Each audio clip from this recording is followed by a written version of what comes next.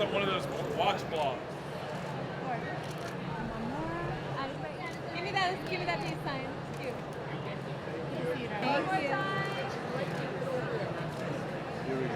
Be ready for me, darling. And a little smile. Killing it. Yeah, that's what Bob said.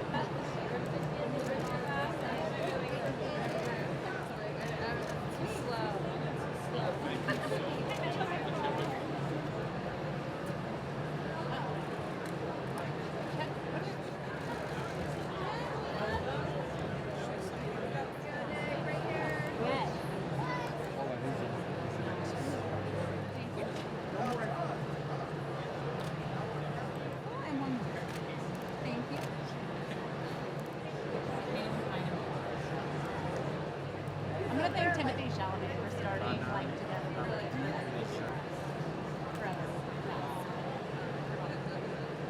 Can I get a wave?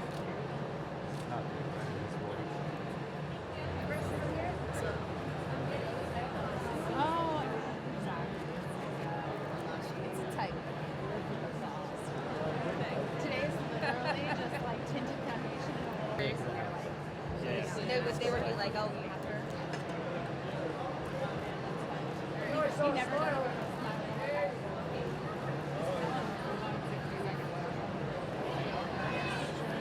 This thing is never done. Yeah. Anyway. But Ray, well, that was our second film together. We did The Iceman exactly a decade ago.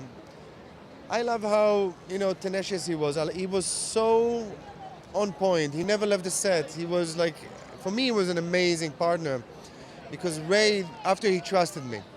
So we had kind of a partnership that we could really manipulate moments together without anybody knows that he was together. So he was a real partner for me, and I'll miss him. He was an amazing friend and a great artist, and that's life. So I hope he would be proud, watching his last movie, going all full throttle. And I chose to do this movie when I read it for the first time. It was just after the George Floyd Minneapolis event. So I was like, how ironic that I'm doing a movie that happened 28 years ago, and I feel that when I'm reading it, and I was just like, it's still happening. So an OG like Snoop, is something that this movie need to have. Because if we don't have it, then you're like, then who represents this film? Who is behind it? So yeah, Snoop definitely represents South Central LA, and The Chronic was the year that he, came up with debut album. So 92 is a big year for him. Oh God, I am overwhelmed. So many beautiful faces, so many friends, so many family. I just can't say thank you enough to the team over at Lionsgate, to our beautiful director Ariel Vromen, to my castmates, and to all the fans that'll show up and watch this movie.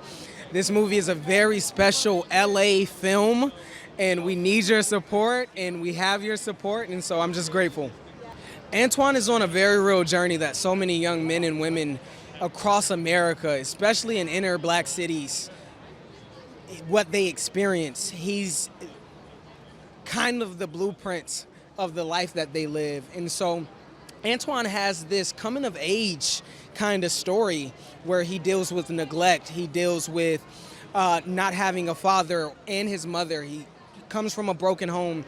And so Antoine really is fighting for love. He's fighting for a voice. He's fighting to understand himself. And it kind of comes across in his relationship with his father. Tyrese is intense on set anyway. I think, first of all, thank you, Tyrese, for just curating such a beautiful relationship so we can make such a beautiful film. Really, it took a lot of hard work, and we improv'd a lot of scenes for this movie. We wanted the characters and the relationship to feel very authentic to how it actually feels to come from a broken home, especially to not have a relationship with your father. And so we did a lot of work, laid great foundation to make that happen, and I couldn't be more proud. First of all, rest in peace, Ray Liotta, and I'm gonna try to say this without getting emotional, simply because to be here just brings back all of the beautiful memories that we shared on set. Ray was fantastic. He brought a performance out of me that I've never seen, that I never knew that I was capable of. Ray, funny enough, he didn't talk to me for the first 2 weeks of filming, and he did it purposefully because our characters are at odds, and there's this giant rift between the two worlds that we live in, and he wanted genuine fear. And so Ray, he is a true gift to all actors across America, and if you have had the experience working with him, you understand what I mean. Rest in peace, Ray. Thank you so much, Ray. I loved the relationships, the father-son relationships that this movie has. I also love the action. I think it's this really wonderful taste of these 90s classic movies, but the relationships are so strong, it's not something I've seen in an action movie before. So yeah, I'm excited people to enjoy it, and I really loved the character, and the opportunity to work with Ray was something I couldn't pass up, So Dennis is part of this crime family, and he feels a bit of a fish out of water. He's not used to this lifestyle, but he does it because he loves his father and his brother. He wants to connect his family, but he finds himself in these situations he's not really equipped for. And I think throughout the film, he realizes the kind of man his dad is. I think he idolized his dad, and he kind of realizes that he's not who he thought he was. I mean, Ray brought an incredible intensity to the set, and he's someone who you can rehearse something 5 times, and then when they call action, he'll do something completely different, which is really exciting as an actor. You get to show up and you get to really be in the moment, and you get to just witness it and then react. And yeah, he brought everybody alive. He gave them this fire that was really wonderful.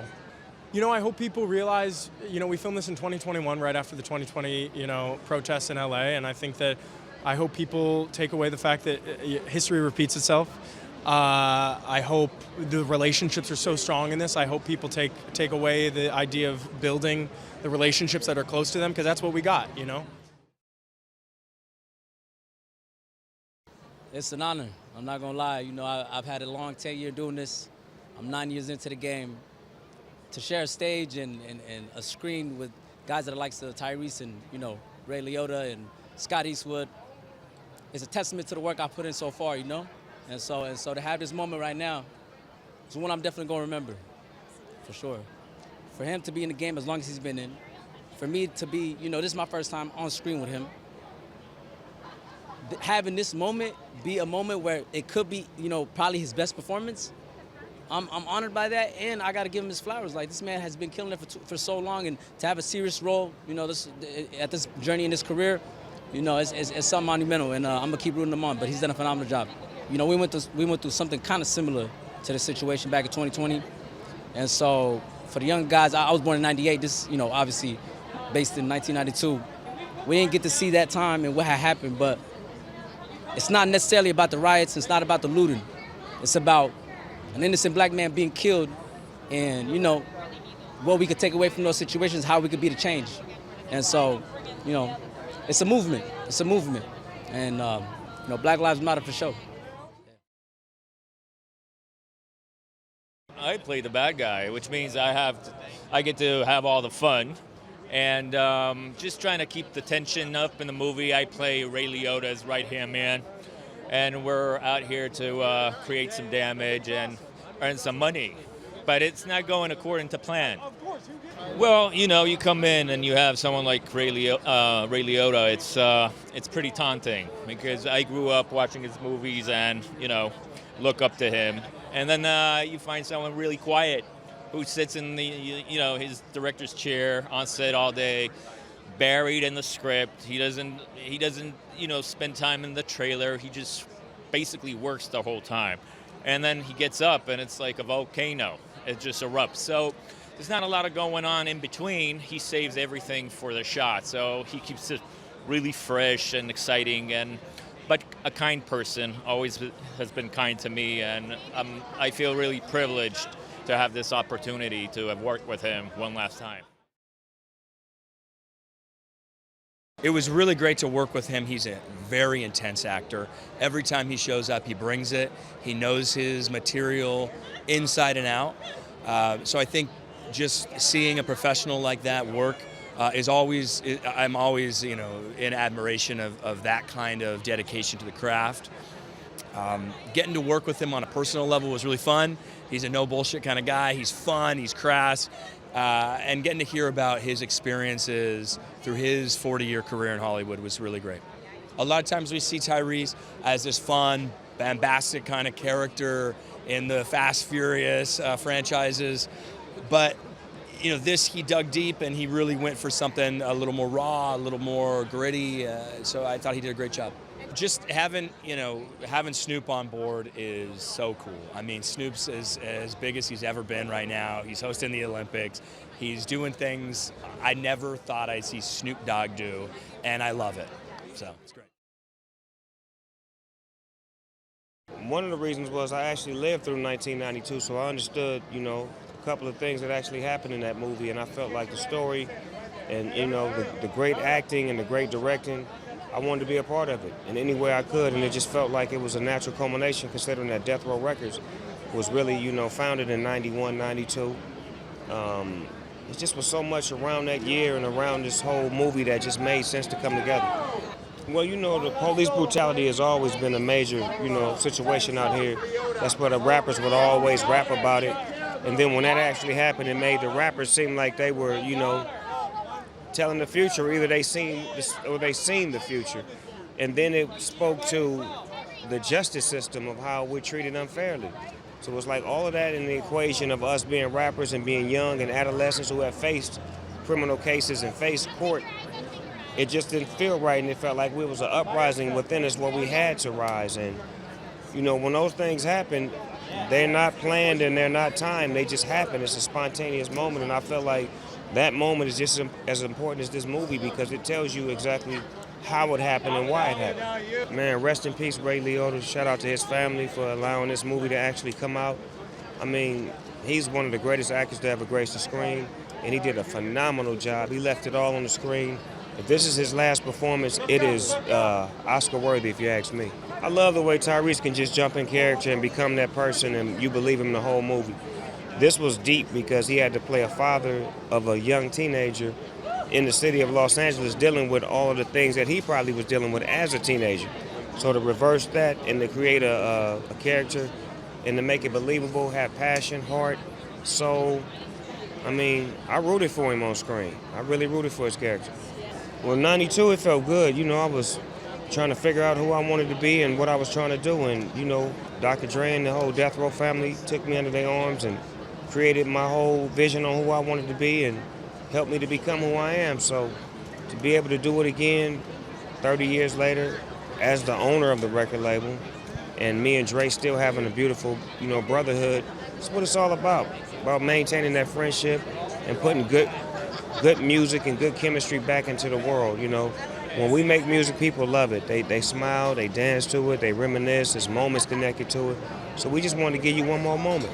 Just a great piece of art. I just want people just to enjoy a great piece of art. There's really so many messages and lessons in here. It's hard to try to pinpoint one as opposed to just respect the art and the craft and know and understand that this actually happened. It's a real story, and we can be better by watching movies like this. Theatrical release, Snoop Dogg, the big homies on board as a producer. We got this red carpet. We got so much magic and energy. And, we haven't had an event like this on the West Coast since Straight Outta Compton. And, Colors, Menace to Society, Poetic Justice set it off, Straight Outta Compton, Training Day. And this happens to be the most diverse film of any South Central LA film.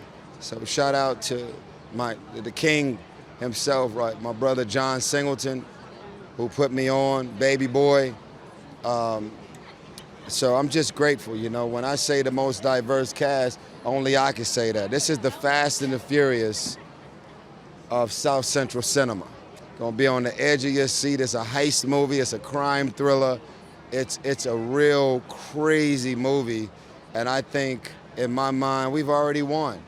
And all I want is for the world to get out there and experience this movie. Labor Day weekend, there's nothing else that matters as much as 1992. So don't be 30 years old trying to get your tickets at the last minute. Be out there sitting on the front row with your girlfriend for date night rubbing your neck because you're up in there watching the movie like that. You know what I'm saying? That's why I can't wait for the world to finally get a hold of this magic called 1992. I lived this in 92, yeah. So this was a God wink moment. 30 years later, here we are. It's an amazing film. I've been in this a long time, and so for me to get a great film on Labor Day weekend is amazing. It's exciting because, it's Ray Liotta's one of his last projects to work on, and so, hopefully we did him proud.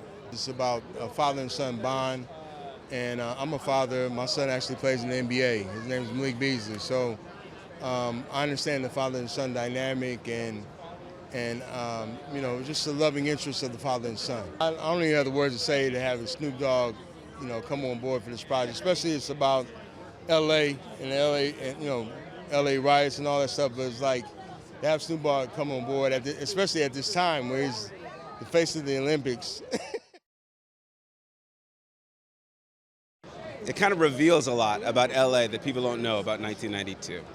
I play a gang member who too often is thought of as just a destructive member of the community, but in actuality, a lot of the gang activity, even during the riots in LA in 1992, was helping communities, was helping put families back together, was helping stopping violence, sometimes from police officers. So my character is kind of a window into the other part of the story that people don't know about, even amidst all this other exciting action heist stuff.